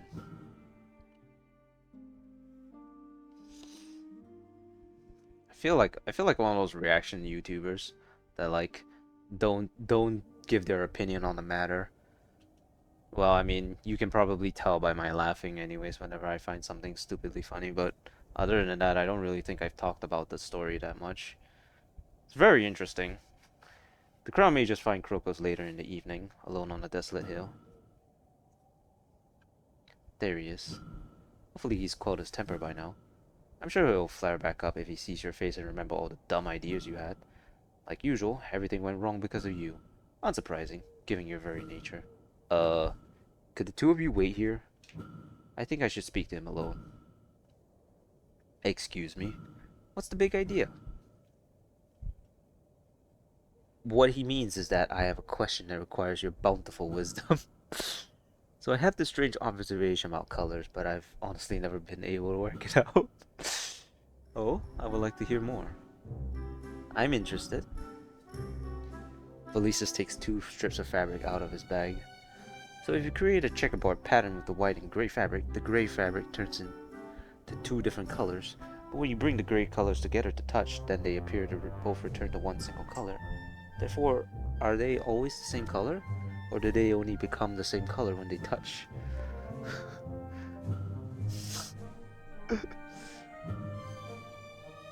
Orto, this is very simple. This is something called an optical illusion. The colors are always the same, but our eyes perceive them differently when they are interacting with other colors. What a simple response. I do not believe so. Even if the colors are intrinsically the same, the viewer's experience of the colors change into something new entirely. If the colors become fundamentally different, who is to say that they really are the same? Felicis looks over with a smirk while Mukaki and Makari begin to argue, clearly pleased with the distraction he's made. Yeah, I feel like I would be too. Soon their voices fade away from the distance, into the distance. Ah! Too much cheek! Oh, there you are, Crocus. You know, I never took you for a stargazer.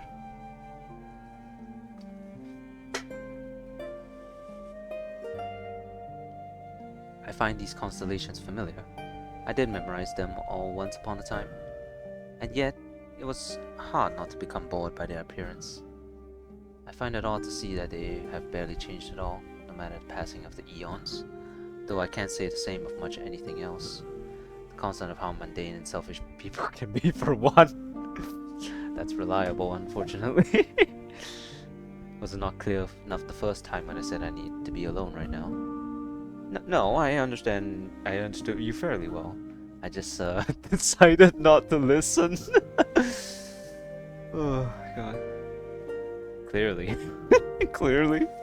Because, well, I just happened to notice that I think you may have a bad habit of isolating yourself from others whenever something goes wrong. And you have the bad habit of pointing out the obvious without considering any implications. Did you merely come to share that nugget of wisdom, or should I go on another walk? Wait, I thought if I could come to understand why you spend so much time alone, I could better understand how you think.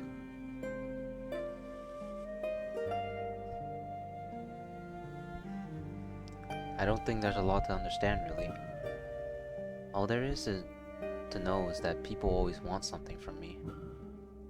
Perhaps at first they wish to know a quick trip to grow their crops faster, or maybe the next time it would be a thrifty spell to make the jewels on their belt sparkle just that much brighter. And then what else? Oh, I know. How about training a battalion of magical soldiers to win a battle for a city that doesn't value them? And they already know how to murder. Listen, nobody thinks what happened today or weeks before was your fault. That's not my point. I know today wasn't my fault. So, everything's fine? It isn't. Because do you know what really is my fault? It's always letting anybody ask of me what they want. And then expecting them to understand what I wanted when I do it for them. So then, what do you want? I want to find people who can understand that there's value in living a curious life. Just the simple joy of understanding something you hadn't before, and sharing that with somebody who has the interest or the capacity to understand. Even those bickering gods have one another, loath as they are to admit it. Knowledge is a powerful thing, Crown Mage, but the joy of understanding and being understood is the most valuable thing in the world. That's one of the first things that you've told me that I do understand. Is that why those kids meant so much to you? I can see myself in them. Maybe when I was young. Maybe for, well... Snow Leopard gestures at some before I died. But even before that, before I had converted to Makari Hari's faith, I used to be a fiend for magic. I wanted to learn as much as I could, however I could, and I wasn't going to let anybody or anything stand in the way of that. Is that why you specialize in death magic? Like how Mukaki said? Bold of you to be that direct. But no, that wasn't why. That happened because too often, people tried to rope me into their schemes and petty affairs. Really, they would try to force me to whether or not I wanted to be involved or not. So I had to learn to protect myself. And I did such a good job at that. Maybe too good. So good that a man once told me he could hear the whole universe sing for him when my hex took him. And he said that it sang for me too. And by the time the song was over, that my fur would thin into the faintest cobwebs, that my flesh would slough off like overripened fruit, that my bones would wither away like the rocks that become sand in the undertow, and all that would be left of me was hunger for one more thing I could never know. That's horrible. That was my life before learning temperance, before Makari Hari's faith. But after, when I could finally shut off the alluring song of the world, well, I could learn to hear myself think clearly, and I was at peace for an epoch, knowing what I knew and knowing who I was. But in time, it was as though the world had been bleached of all its colors, like all the secret sacred things in the world had become flat images on rotten paper, and I knew that my spirit would rot away too, without maintaining the balance of my curiosity and self-control. In doing so, I could always find a way to come back whenever a new crown mage called upon me, and they would be there to listen to my stories and learn my sacred art. I still want to listen to you and your past experiences, even if I can't use magic. If you wish. Do you need a hug, Krokos? Absolutely not. Well, you're getting one anyway. Hey. Hey. Snow leopard flinches. I'm just joking. Krokos says. I lied! Stop this nonsense at once, Crown Mage. Nope! His paws start to glow. I'm warning you. Fine, fine, I'm done. I knew that would get you a grin, though.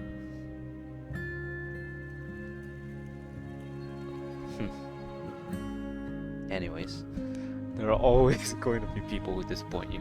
I'm sorry, I don't know why, but just a front view of his face is very off-putting to me, and it made me do a little nervous laugh. And if I know anything about kids, well, part of being a kid is messing up, right? They have their whole lives ahead of them, and we don't know how that sage treated them. Maybe they'll need you again one day. Maybe they won't. But I know they can't be the only ones left who understand magic. The rest of us have no idea what we're doing when we're dealing with spellcraft. So let's look to the future. For what? For spells. For battle. Be specific. I don't know. You sound just like Janice right now. Incredibly young. Willing to use all of the information at your fingertips for so many things you couldn't possibly understand. Well, maybe I can't understand yet. And maybe I don't know what I'm doing. But I can swear that I will try to find a way to help us learn from one another. Krokos steeples his paws and holds them to his forehead, breathing deeply. I still need your help. Yes, you're right. Of course I am. There it is. It's another front-facing thing. Let's leave this lonely place then, Crown Mage. Exactly. Oh, one more thing.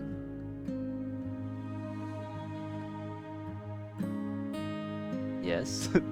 The way you just stop calling me Crown Mage. And then he shifts back. Very well. Vitus. Say it. Say. Ah, there it is. I'm not even gonna commentate. Hope dies last. Well, that's it for chapter 1.2, I guess. Well, we're not done yet. We still have our interlude as per usual.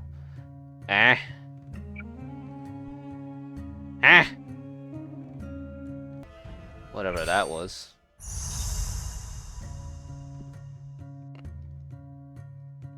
Oh my god, naked Valises is back. It's time to take a break and let the troubles of the outside world fade away. Let me know if there's anything you wanted to talk about, Vitus. You're 9 Regardless, I'm more than happy just to spend time with you.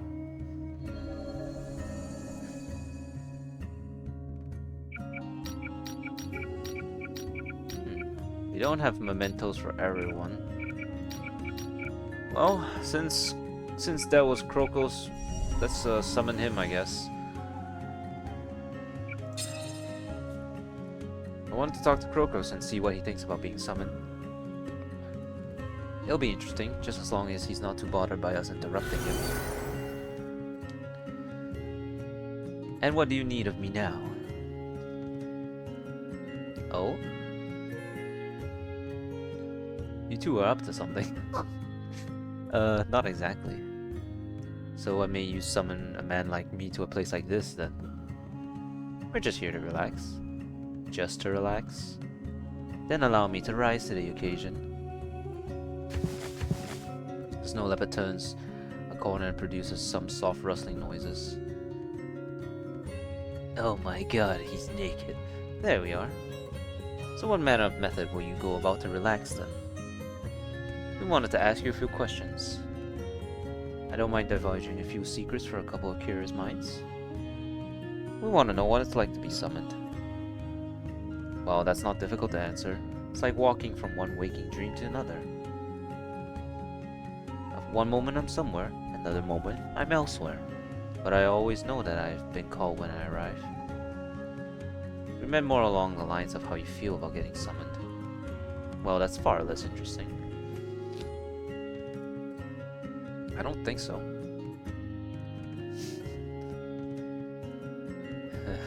Kroko sighs. I finish what needs to be done and then get back to my studies. Feelings play a little part in it.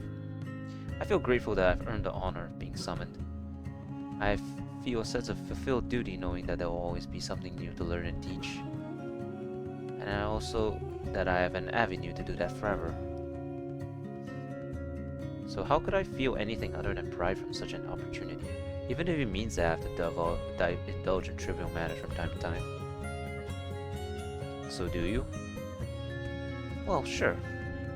I experience a broad range of emotions, like you. Sounds so robotic. Unlike you, I've just had a very long time to control them. Makes me wonder what you're feeling right now. Plenty, I assure you. He's horny. So as long as you let us know what those feelings are sometimes. And when all relevant parties are present, I would hope.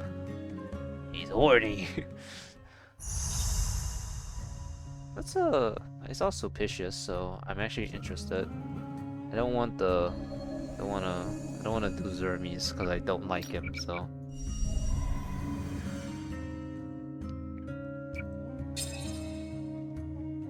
Is that really him? I think it is. Suspicious, it's us. Vitus, Valisis. We haven't seen you here in ages. We almost thought you had stopped coming. Surely it hasn't been that long. It's been at least 2 weeks since we last saw you here. That's strange. Must be losing track of time. There's always another meeting to attend, or new damage to survey.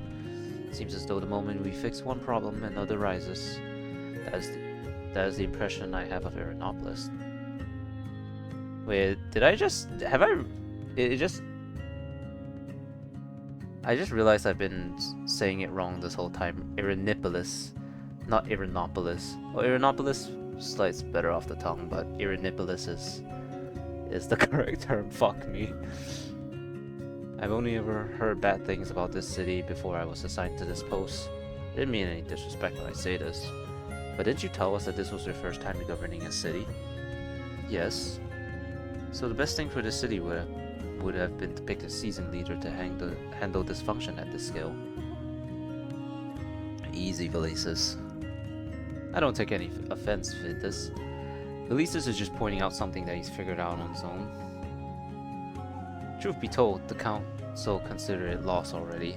There are few economic resources found and produced here, and the location isn't a strategic battleground in a war. The city would be affected very little if the country would be affected very little if the whole city was lost. See some ease of access to specific trade routes. So, who in the council hates you? Now that's some bluntness I can appreciate. To reply in kind, it was both a powerful lobbyist and the young censor who sent me here. Oh, so Nikos and Various. Alright. They have notorious disagreements, but my stationing here was one of the few things they could agree on. I could tell that the lobbyist holds resentment towards me, but the censor is much harder for me to read. There's a bit of mystery to the decisions that he makes, but his efficacy in the government is undeniable. I'm fairly certain that both parties expect me to fail, and I accepted the position because I'm stubborn and wanted to prove them wrong. But unfortunately, I think they had the right idea about me. I'm ill-prepared for a task on this scale. With every opportunity I receive to learn governance from failure, the city falls closer and closer to total collapse. The more equipped I become to handle the conditions of Aeronopolis, the later the hour grows. The only thing that started turning my luck around was meeting the both of you gentlemen. Miracle workers by no exaggeration. The heroes are the ones doing everything, not us. But you command them. And you both have good heads on your shoulders despite no formal training. If that's the case, then you deserve credit too. You had the eye to spot what we were. Being at the right place at the right time is luck, true, but a leader puts his faith in the right people. Very humble to call ourselves the right people. Credit must be taken where credit is due. I'm very grateful for what you've all done for me. I know we're not done with our work, but the people of this city owe you both their lives. But I'm afraid I have something selfish to admit. Oh? You don't strike me as a selfish type.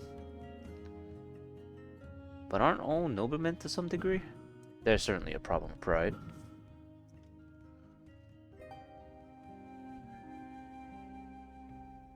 But I resent the fact that I wasn't skilled enough to save the city without extraordinary intervention. Perhaps is it arrogant of me to think that anything other than miracles could save this place. But still, one likes to think that we can change the world with our own hands. Not with the hands of the immortal, nor the divine. It's hard to believe in the notion of ambition when we are nothing in the scope of all things. But ambition is what drives me to want to do great things. And I would like to believe that I can still be ambitious, and that my choices and actions can affect change. So I don't know what I'll do once my time here is up. Other than I cannot stay. There's something for me in the capital still. There's more than I have to learn there. I just hope that I won't have to rely on miracles to do the right thing. Daddy Dragon has self-worth issues. Sulpicius tests the water with his claw. Then he makes a dismissive splash.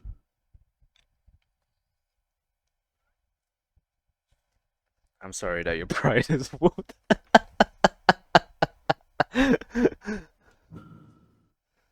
Well, I'm glad you live another day with wounded pride because of our interference. I feel the same way. We all deserve the chance to grow. And we're learning together because we met each other. Merrick also know we'd have made the same choices. And we choose to help you every time. Oh, sassy. Thank you, friends. I do not think I deserve this generosity. We're just repaying the generosity that you gave us. We lost our home. We had no Monera when we first set out. Seeing the city is making me understand a little too quickly just how lucky we were between meeting you and the gods and the heroes. Stop it at once. You're both far too nice, and I'm already a sentimental man. We know. In part, that's what we like about you. And now you're both heaping on nice things to say about me? This is just too much. You know. You can stop if you want us to. Well, I didn't say that. Sulpicius likes he's got that encouragement kink like Mr. Wolf from the bad guy has. Alright, well, that's it for Hope Dies Last. I will catch you all in the next episode, which is the Art of Benevolence. I hope to see you all again very soon. If you're still watching this, thank you for watching whatever the fuck this has been. Hope to see you all again soon. Take care, everyone. Bye bye.